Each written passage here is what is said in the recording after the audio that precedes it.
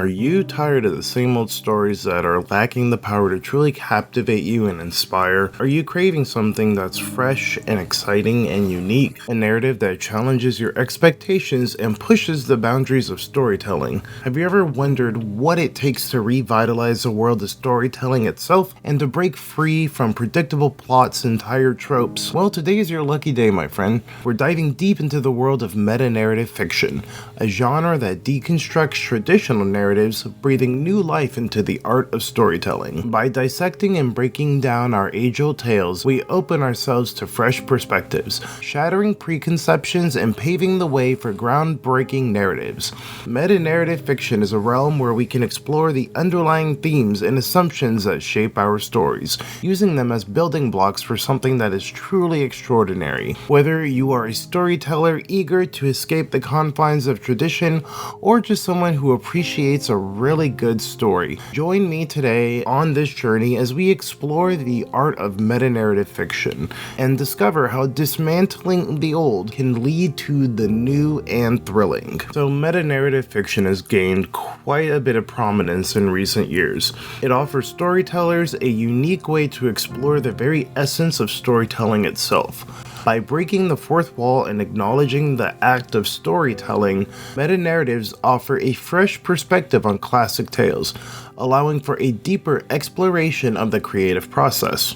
Meta-narrative fiction can be found in various media, from movies and TV shows to video games and books. In literature, meta-narrative has always been present. Take Don Quixote by Cervantes, for example. It's a story about a man who reads about chivalry and decides to become a knight himself, blurring the lines between reality and fiction. Mary Shelley's Frankenstein delves into the moral consequences of creation, not just for the monster, but also for the author herself, creating a narrative within a narrative. Meta-narrative refers to a story that is self-aware, going beyond the boundaries of the chosen medium and acknowledging its own status as a work of fiction. This storytelling approach has been around for centuries, with early examples including Chaucer's Canterbury Tales and Shakespeare's A Midsummer Night's Dream. However, it wasn't until the 20th century that meta-narrative truly took off. Postmodernist writers like Jorge Luis Borges and Italo Calvino embraced self-referential storytelling, creating works that were often as much about the act of storytelling itself as they were about the stories being told within. In Calvino's If on a Winter's Night a Traveler, the reader is constantly reminded that they are reading a book. The novel's structure serves as a commentary on the act of reading and how it shapes our understanding of the world. In the world of cinema, people couldn't resist the allure of taking storytelling and visual storytelling to a level that wasn't possible before. In The Princess Bride, the grandfather regales his grandson with a tale that blurs the boundaries between reality and the enchanting world of the fairy tale. The movie adaptation takes meta-narrative to new heights by featuring a screenwriter played by Nicolas Cage, who assumes the role of a character in his own screenplay, navigating the intricate maze of creativity and self-discovery. One of my personal favorite examples of meta-narrative fiction in film is Christopher Nolan's movie The Prestige. My personal opinion, probably his best movie. The movie follows two rival magicians, Wolverine and Batman, who are locked in a perpetual battle to outshine each other with their illusions. However, the true magic of the film lies in its exploration of the creative process itself. The film serves as a mesmerizing illusion, employing a bit of a non-linear narrative to keep the audience guessing until its climactic finale. In doing so, The Prestige captures the essence of conjuring something awe-inspiring and wondrous just from mere imagination. The Prestige is an extraordinary film that masterfully delves into the realm of filmmaking through its meta-narrative. The movie immerses viewers in the behind-the-scenes world of magic, illusion, and the art of storytelling itself. It ingeniously employs its meta-narrative to not only entertain, but also provide a profound insight into the craft and art of filmmaking itself. One way The Prestige embodies the concept of filmmaking is through its exploration of the power of storytelling. Throughout the film, we witness how characters employ storytelling as a means to manipulate and deceive others. The film underscores the significance of narrative structure, character development, and suspense in crafting a captivating story. It showcases showcases and unveils the magic behind the magic tricks performed by its characters, which serves as both visually stunning spectacles and metaphors for the artistry of filmmaking. Just as a magician wields the ability to create illusions and transport audiences to alternate realities, a filmmaker possesses a very similar power. Furthermore, The Prestige delves into the notion of collaboration in filmmaking. The film portrays the intense rivalry between the two magicians, Robert Angier and Alfred Borden, who continually strive to outdo one another. This rivalry reflects the competitive nature of the film industry, where creators incessantly push themselves to the limits to produce something distinct and groundbreaking. However, the film also underscores the importance of collaboration and teamwork in achieving success. It demonstrates how the most remarkable feats are often the product of collective effort, with each individual contributing their unique sets of skills and ideas. In addition to these themes, The Prestige also explores the concept of manipulating the audience. The film plays with our expectations and constantly surprises us with its twists and turns. It challenges us to question what we see on screen and compels us to actively engage in the narrative. This aspect of audience manipulation lies at the core of filmmaking, as filmmakers strive to elicit specific emotions and reactions from their viewers. With the emergence of television as a medium has allowed for a new form of storytelling that differs from traditional forms such as books, plays, and films. With the ability to tell stories over multiple episodes or even seasons, television has given creators the opportunity to develop characters and plot lines in ways that were previously impossible.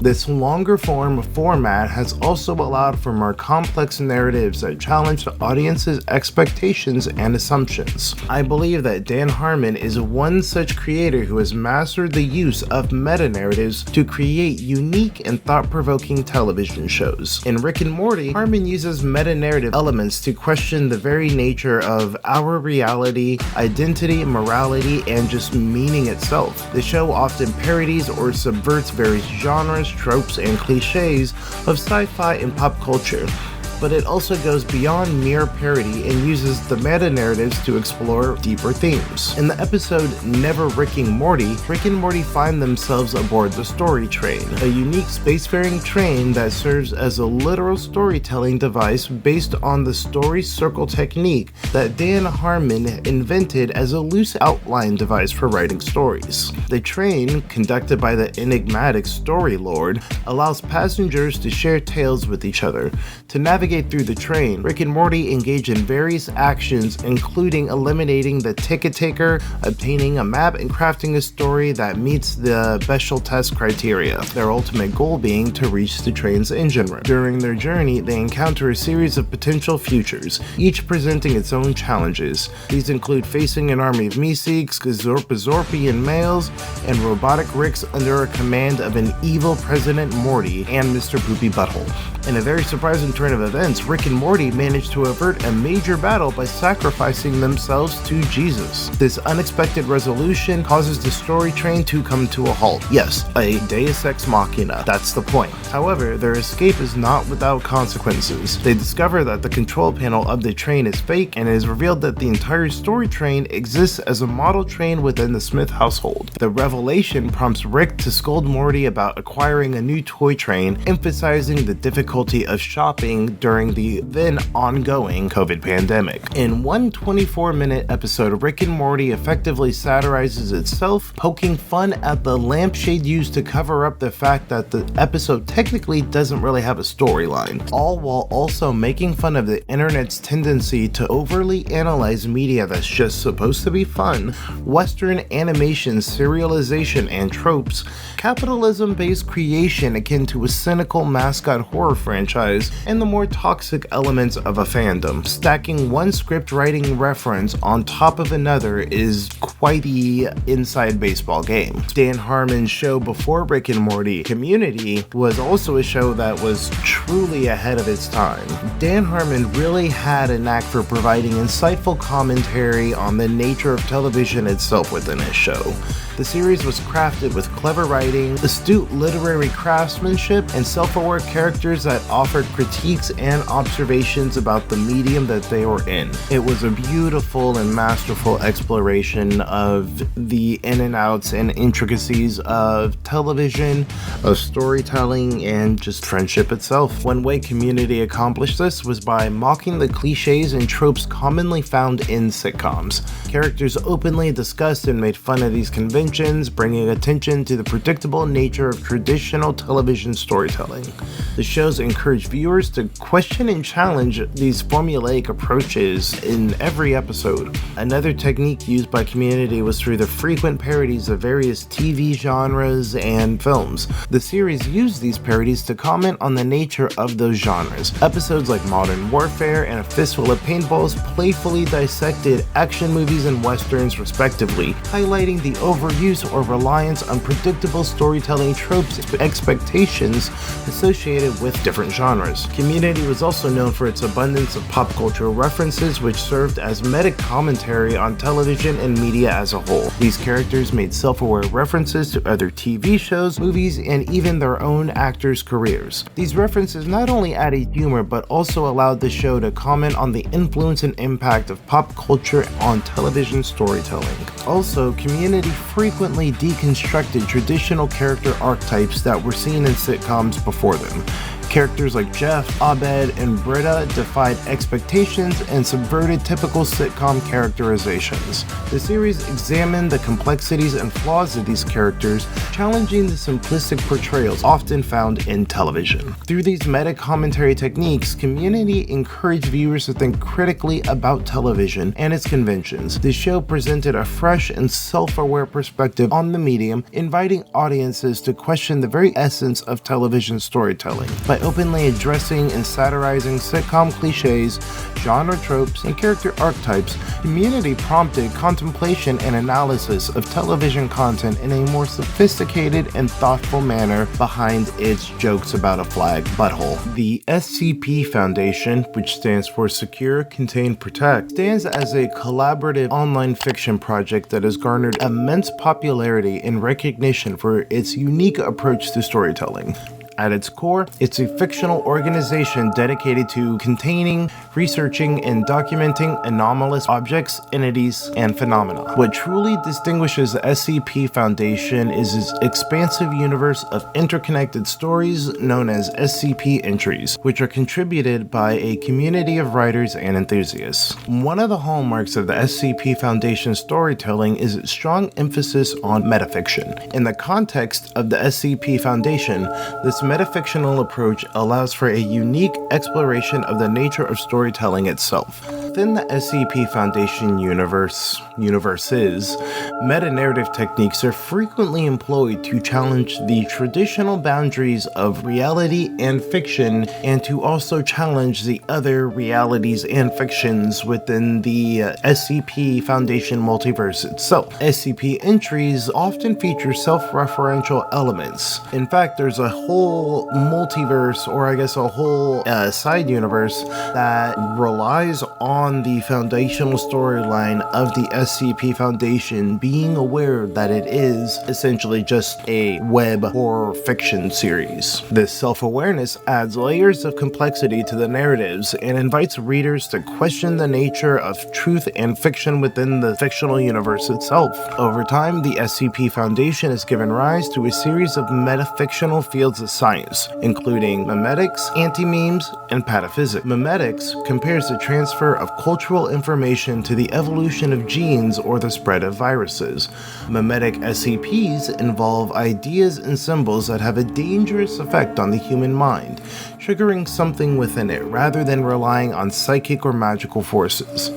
Anti-memes, on the other hand, are ideas with inherent self-censoring properties that discourage or prevent their spread. Also, as a side note, anti-memes are a real thing. I will do a quick stand-up about this. Why am I so shiny looking? So, in real life, a self-censoring piece of information could be something like a password. Whether it be a password that you constantly forget despite the fact that you keep resetting it and changing it into something you swear you'll remember this time, or if it's a password that if someone asks you, hey, What's your password? You can just say, oh, Hunter2. You see, because, when you say your password on YouTube, it self-censors it. Or think about, what people call the Sims effect. You walk into a room and you suddenly just completely forget what you were in there to do. It's like your thought just completely removed itself. These are everyday instances of anti-memes. Snippets where your brain inexplicably shields information that you are 100% sure that you already had or have taken in. And if you're curious about what an example of a cognito hazard would be, it would be something like if you click like and subscribe on my videos and, my channel, you will be rewarded with a little pop-up, a little explosion of colors and stuff to give you that little bit of dopamine, the gotcha mechanics. With that cognito hazard, that means that you are now implied to click like and subscribe and hit that little bell. Thank you. Anomalous anti-memes present unique challenges. How do you contain something that can't record or remember?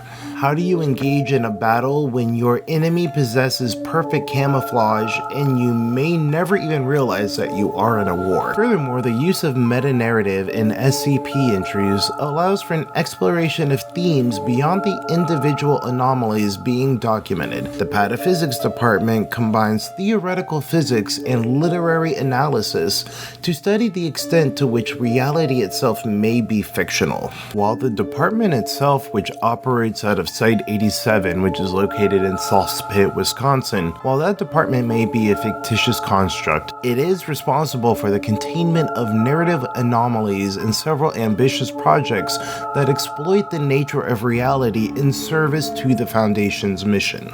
My favorite example of pataphysics within the SCP universe is SCP-3143. So SCP-3143 is an intrafictional construct conceived by a reality bender named Murphy Lauded. When active, this construct can flatten portions of reality into a script-like narrative, akin to the hard-boiled and noir fiction genres of North American writers. During this period, SCP-3143 assumes the role of the main character in these novels, a 1930s private detective hired to solve a case. All entities affected by its influence become characters within the narrative, embodying the style and attributes typical of the genre. While the Pataphysics department may be as fictional as the anomalies it contains, a compelling story can take a life of its own. The SCP Foundation's use of metanarrative techniques creates an immersive and thought-provoking storytelling experience that transcends traditional narratives. Through its website itself, the Foundation offers both surface-level and meta-level interactivity, showcasing the potential of digital and interactive mediums to expand the boundaries of storytelling. The SCP Foundation's self-awareness and acknowledgement of its fictional nature provides a multi-layered experience that encourages readers to reflect on the nature of storytelling itself. The website's surface-level engagement allows readers to explore individual SCP entries, diving into detailed descriptions, containment procedures, and first-hand accounts of encounters with these anomalies. This captivating reading experience immerses readers in the intriguing world of the SCP Foundation. Simultaneously, the website's meta-level interactivity empowers fans to contribute their own SCP entries, expanding the universe and adding new layers of complexity to the meta-narrative. This level of interactivity fosters a sense of community and demonstrates the power of digital and interactive mediums in creating a dynamic and involving storytelling experience. So in essence, the SCP Foundation exemplifies how meta-narrative techniques can be effectively employed to create a unique and captivating storytelling experience. By embracing self-awareness, challenging traditional narrative boundaries, and utilizing digital and interactive mediums, the SCP Foundation offers a platform for exploring complex concepts that would be impossible to convey convey through a singular medium alone. So, many games have dabbled with metafiction over the years, some with more success than others. Meta storytelling can be used to great effects in games like Undertale, which make the gaming experience unforgettable through subversion, or as an escape route for creators when they need to do a soft reboot of their franchise as seen in the Five Nights at Freddy's games. No disrespect. Finding excellent examples of meta-narrative in games is not a challenge today. Games like Undertale and Doki Literature Club reign supreme in the realm of metagaming, for the time being at the very least. Doki Literature Club in particular wears its meta-narrative heart on its sleeve, as its entire plot revolves around Monica's struggle to accept the limitations of her fictional existence. It even goes so far as to force the player to delete her character file within your computer to complete the game to get one of its endings. Like, that's meta. Like, it's so meta even this acronym. Undertale, on the other hand, conveys its meta-narrative through game mechanics. Even the final boss battles heavily rely on those mechanics, breaking the rules of combat and attacking the player through the menu. This creates a tense but captivating atmosphere that doesn't diminish the original story. Yes, you know that at the end of the pacifist run, the game directly addresses you, the player, but it doesn't detract from Frisk's journey. In fact, Undertale takes pains to address the ludonarrative dissonance prevalent in many video game stories that facilitate violence. Really quick, for those who don't know, ludonarrative dissonance is a term that was originally coined by Clint Hawking with respect to BioShock. At its core, ludonarrative dissonance is the idea that when a game tells the player one thing through its story and environment, and then contradicts it through gameplay, the player becomes unimmersed and disconnects from the experience to a degree. As the offense becomes increasingly severe, the player becomes more and more aware of this gap in logic and presentation. It's a sensation that can undermine nearly every gaming experience whether or not we are actively aware of it. So in essence, BioShock narrates the story of Rapture, a dystopian settlement founded on a philosophy emphasizing free will and self-interest, Ayn Rand objectivist type of stuff. The game allows players to exercise this free will by choosing whether or not to rescue or harvest little sisters, which are basically just young girls filled with magic juice. That didn't come out right. Opting for an objectivist approach, which involves harvesting all the little sisters, aligns perfectly with the game's ethical themes. However, BioShock's challenge lays in its main storyline. While it compelled players to aid Atlas in his struggle against Ryan for progression, it posed a dilemma. If players wished to act solely in their own self-interest, they found no recourse to do so. The game essentially funneled them in the direction of helping Atlas, leaving them with no alternative other than quitting the game. Now, there's a lot more that can be discussed and debated in regards to BioShock, ludonarrative dissonance, and other games, but my videos are already long enough. Rockstar's Max Payne 3 is a prominent example of this dissonance as well.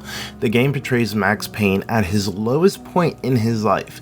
This man is grappling with severe depression, which he's frequently depicted as consuming whiskey and painkiller in all these cutscenes. I mean, I don't know how we didn't even have a, press F to get yourself out of ODing. These moments are characterized by blurriness and Mac's self-destructive behavior. However, when the action starts to kick up, Max sobers up and transforms into a highly skilled killing machine. Despite being depicted as a barely functioning addict, drowning in self-loathing, Max exhibits no hindrances or reservations when it's time to become an agile driving and shooting, dodging, killing man of action.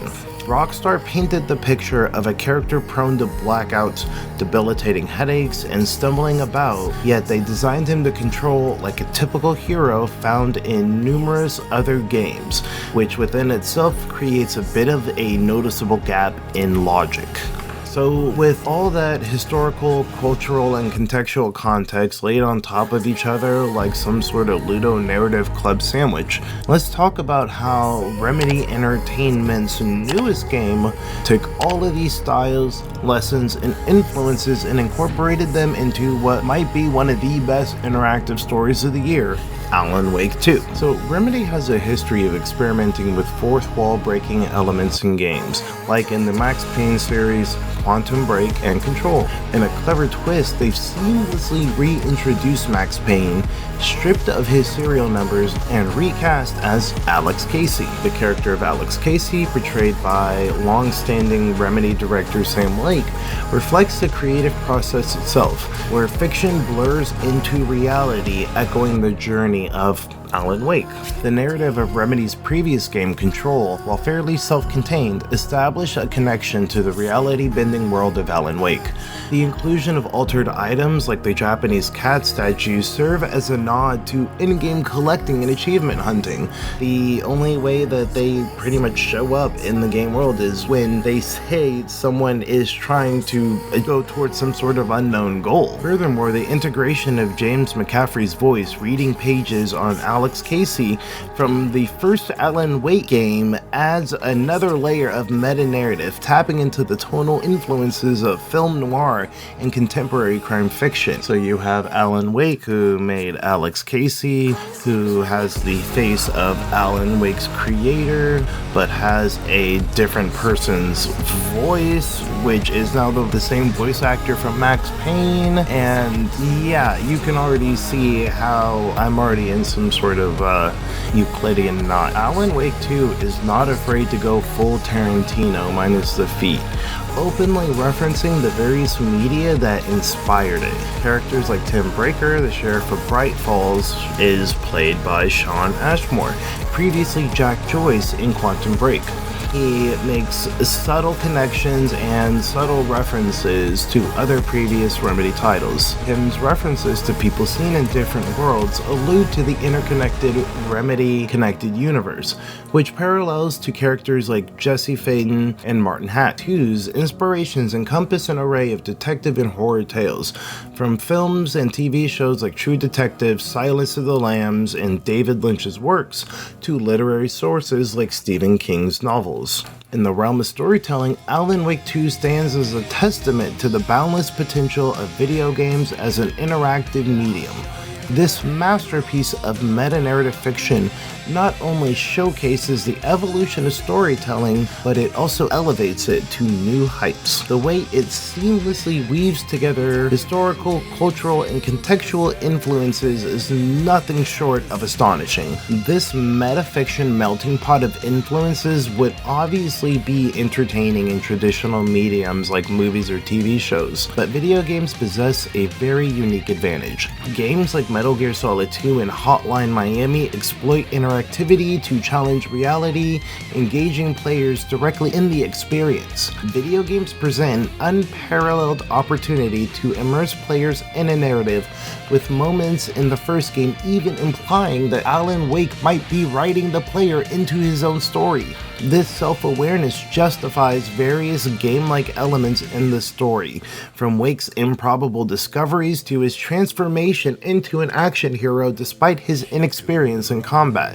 The result is a distinctive and interactive storytelling experience with only a few minor imperfections. With all that, video games and their unique fusion of art forms encompass the culmination of human creativity itself. They merge narrative, visual arts, music, and interactivity into an immersive experience that transcends traditional storytelling. Alan Wake 2 is just the tip of the iceberg, a shining example of the depths and layers gaming can offer in storytelling. It's a medium where you, the player, become an essential character in the narrative, making choices and experiencing the story firsthand. Games like Alan Wake 2 have the power to challenge your expectations and push the boundaries of storytelling, enveloping you in a world of meta-narrative intrigue.